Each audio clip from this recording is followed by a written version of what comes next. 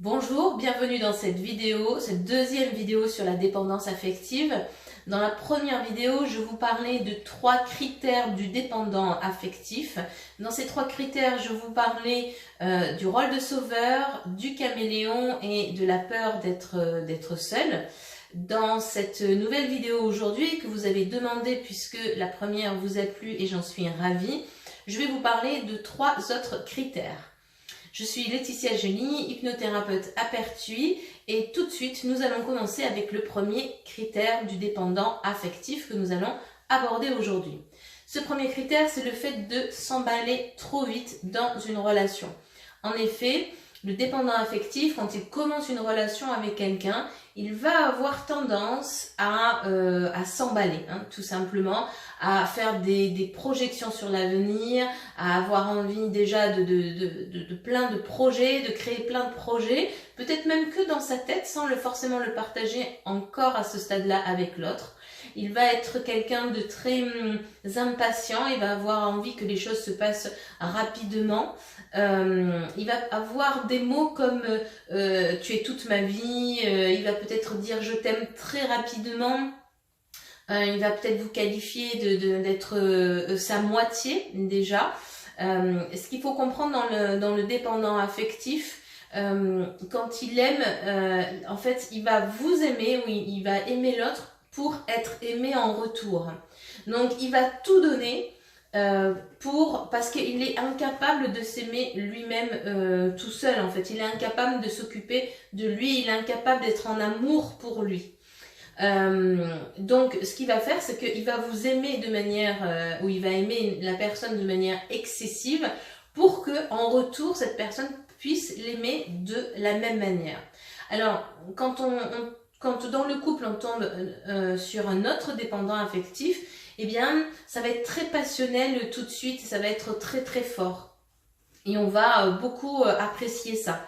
Néanmoins, c'est quelque chose qui est assez dangereux, j'ai plutôt envie de le dire comme ça, c'est vrai, parce que si on est vraiment trop en amour pour l'autre, très rapidement, si on a envie de tout lui donner, on est vraiment en attente de l'autre. On est en attente que l'autre nous donne autant que ce qu'on lui donne. Et des fois, ça ne va pas se passer de la même manière, c'est-à-dire que l'autre ne va pas forcément savoir tout de ce dont on a besoin, parce qu'on est la seule personne à savoir de quoi on a besoin, pour ceux qui me suivent, vous le savez. Et du coup, ça va devenir un peu catastrophique quand eh bien, on ne va pas apporter au dépendant affectif ce qu'il attend et in fine, ça crée beaucoup de problèmes. Voilà. On pourrait étayer et développer plus, mais je veux cette vidéo courte. Donc, je m'arrête là pour ce premier critère qui est le fait de s'emballer trop vite.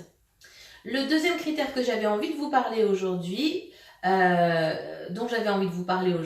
c'est la jalousie. Alors, j'entends des gens, déjà des détracteurs dire « Oui, mais la jalousie, c'est normal. Et si on aime la personne, forcément, on est jaloux. » Eh bien, c'est faux. Si on aime une personne, on n'a pas forcément besoin d'être jaloux. La jalousie, même si c'est sociétal, c'est-à-dire que tout le monde, ou presque, pense de cette manière-là, où beaucoup de gens vont vous dire « Ben oui, c'est normal d'être jaloux. Si tu n'es pas jaloux, c'est que tu n'aimes pas la personne. » C'est faux. Pourquoi? Le fait d'être jaloux d'une personne, c'est parce qu'on manque simplement de confiance en nous. Si on ne manquait pas de confiance en nous, si on n'avait pas peur d'être trahi soi-même, si on savait suffisamment se rassurer, on n'a pas besoin d'être jaloux. Voilà, tout simplement. Le fait d'être jaloux est une caractéristique du dépendant affectif. Il va avoir besoin d'énormément de preuves d'amour. Je fais une parenthèse, la problématique dans les preuves d'amour, c'est qu'un homme ne va pas donner une preuve d'amour comme elle attend une femme, et à l'inversement, une femme va donner une preuve d'amour à un homme et c'est pas forcément ce qu'il va attendre, parce que je crois que je vous apprends rien, hommes et femmes, on fonctionne différemment.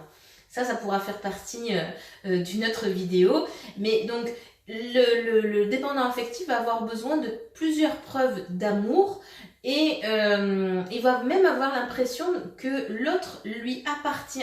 C'est-à-dire, c'est souvent l'amalgame qu'on fait quand on dit on est un couple, on a l'impression voilà, qu'on n'est plus qu'un. Alors qu'on est nous et puis l'autre en face, le compagnon. Et quand on est un couple, on a l'impression avec le 1 de un couple qu'on devient plus qu'un. Donc c'est soit j'appartiens à l'autre, soit l'autre m'appartient. Et là, on va avoir un problème, c'est qu'il y en a un des deux à un moment donné qui ne va plus exister. Voilà. Dans la jalousie, ce qui peut se passer aussi, c'est le besoin obsessionnel de surveiller l'autre. C'est-à-dire, on va lui demander où tu es toutes les 5 minutes. On va peut-être même vérifier via la géolocalisation s'il nous dit bien la vérité. On peut fouiller ses poches, on peut fouiller son téléphone. Voilà, on peut demander pourquoi on met un code sur le téléphone. Voilà, c'est ce besoin obsessionnel de surveiller l'autre. Si on est justement en phase avec soi-même et qu'on n'a pas de problématique de dépendance affective, on n'a pas besoin d'être jaloux. Voilà, ça c'est le deuxième critère du dépendant affectif.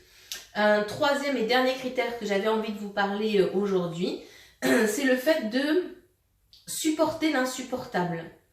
Oui, c'est le fait de supporter l'insupportable. Et ça, on le retrouve souvent chez le dépendant affectif, j'ai envie de dire malheureusement, c'est que il va être capable, par amour pour l'autre, d'être, j'allais dire d'accord, je sais pas si je peux dire ça comme ça, mais de supporter en fait des violences physiques ou des violences verbales qu'il ne supporterait de personne d'autre que de son conjoint. Voilà, parce qu'il est en dépendance affective. Il est capable aussi de supporter l'humiliation, la soumission, jusqu'à toucher le fond.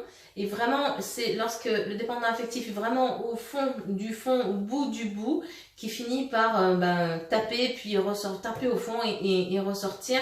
Mais des fois, ça peut prendre vraiment beaucoup de temps, malgré j'allais dire les alertes des amis, malgré que l'entourage ait lancé déjà des signaux.